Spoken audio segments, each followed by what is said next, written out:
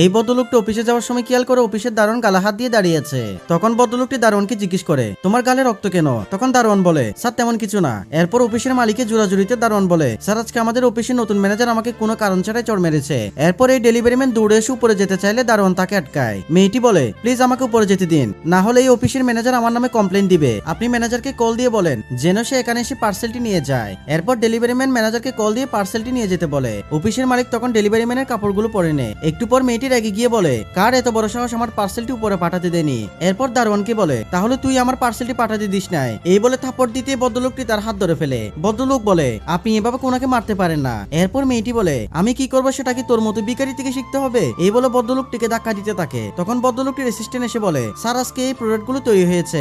এরপর বন্ধুরা কি হয় সেটি দেখার আগে তুমি যদি তোমার মাকে সত্যিকারে ভালোবেসে থাকো, ভিডিওটা একটা লাইক দিয়ে চ্যানেলটি সাবস্ক্রাইব করো এবং কমেন্ট করে জানাও তুমি কোন ক্লাসে পড়ো। এরপর মেয়েটি ক্ষমা চাইলে ভদ্রলোক তাকে অফিস